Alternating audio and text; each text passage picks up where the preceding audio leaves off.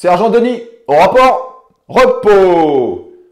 Comment être sûr de ne pas se faire requalifier marchand de biens, la méthode qui marche à 100%, je vous la dévoile aujourd'hui, parce que je suis étonné. Je suis étonné par le nombre de messages que j'ai eus qui me demandent est-ce que tu n'as pas peur de te faire requalifier marchand de biens? Comment faire pour ne pas se faire requalifier marchand de biens? Donc on va répondre à cette question. Pour répondre à cette question, comment ne pas se faire requalifier marchand de biens, on va devoir trouver comment on fait pour se faire qualifier marchand de biens. Vous allez comprendre. Première étape, trouver un bien. Donc là, le fruit de vos recherches, vous avez trouvé un bien, super, nickel. Deuxième étape, qu'est-ce qu'on fait? On l'achète. Vous faites votre offre, pardon, elle est acceptée.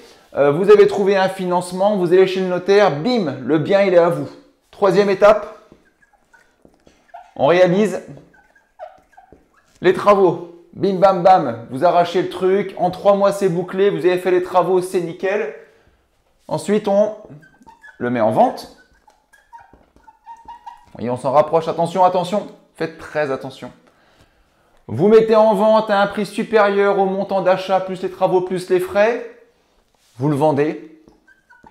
Vous générez un bénéfice, une plus-value, vous l'appelez comme vous voulez. Vous générez de l'argent.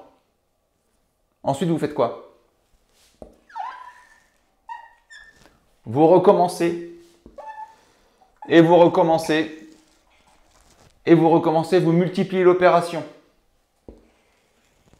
On arrive à la requalification de marchand de biens. Et là, vous allez me dire, c'est quoi le délire? Ben, je vais vous expliquer le délire en fait. Vous posez cette question. Franchement, sur tous ceux qui se sont posés la question, combien il y en a qui ont fait juste la première étape? Trouver un bien. C'est ça, moi, la question que je me pose. L'idée, en fait, c'est de créer une plus-value dans l'immobilier, en achat-vente, avec sa résidence principale. C'est légal, vous avez le droit, vous n'êtes pas marchand de biens. Vous avez acheté une maison, vous faites des travaux dedans, vous la revendez, elle vaut plus cher. Il n'y a pas de problème. Mais merde, avant de penser à la requalification, faites les premières étapes, faites-le au moins une fois, générez au moins une fois une plus-value, faites-vous de l'argent. C'est ça l'idée du truc en fait. Là, moi, là où j'ai un problème en fait, c'est que je vois des gens qui se créent un blocage et qui ne font du coup pas toutes les étapes qu'il faut faire avant de se poser cette question. Parce que quand vous en serez au moment de vous poser la question, est-ce que je vais me faire requalifier marchand de biens? Mais en fait, vous aurez au moins fait une fois toutes les étapes. Et vous aurez déjà peut-être 50, 60, 70 000 euros dans la poche. Là, vous pourrez éventuellement vous poser des questions. Parce qu'il y a encore une deuxième étape. Une fois que vous avez fait ça une fois, ça marche, vous voulez le refaire. Vous le faites en résidence secondaire. Résidence secondaire, ça veut dire que ce n'est plus votre résidence principale. Et vous allez payer 37% sur la plus-value. Donc, vous allez le calculer sur la marge qui vous reste, vraiment sur le bénéfice. En gros, sur une opération traditionnelle, si vous faisiez 60 000 euros de plus-value en résidence principale, c'était dans votre poche. Si vous faites 60 000 euros de plus-value en résidence secondaire, vous allez filer 37% de cette somme à l'État. Et le reste est pour vous. C'est légal aussi. Et là, j'en entends qui me disent, mais tu te rends compte, 37% que tu donnes à l'État, c'est énorme. Ouais, mais vous allez donner un pourcentage sur quelque chose que vous avez gagné. Et mieux vaut donner 37% de quelque chose que vous avez gagné que 0% de rien. Je m'explique. Si vous faites 60 000 euros de plus-value, on prend la calculatrice, hop, 60 000 euros de plus-value fois 0,37, vous filez 22 000 euros à l'État. Moins 60, il vous reste pour vous 37 800.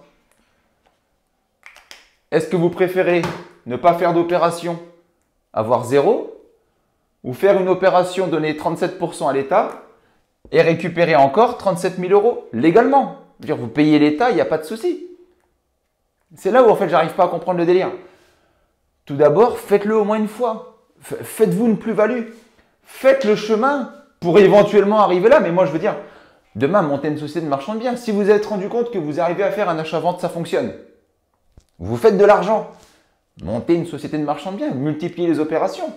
Si à chaque fois, vous gagnez 10, 20, 30, 40, 50 000 euros par opération, vous pouvez les multiplier en marchand de biens, il n'y a aucun problème.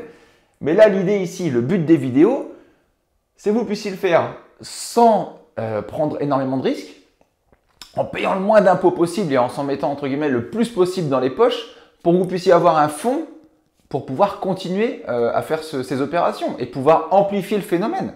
Et demain, si vous montez une société de marchand de biens parce que c'est dans la logique des choses, mais tant mieux en fait. Il faut le voir comme ça, c'est une évolution. Sauf que vous aurez acquis l'expérience qui est nécessaire en le faisant en fait en achat-vente résidence principale et vous aurez aussi un fonds de départ pour pouvoir lancer éventuellement votre entreprise de marchand de biens ou faire autre chose. Après, faites ce que vous voulez, mais au moins vous aurez déjà toutes les connaissances.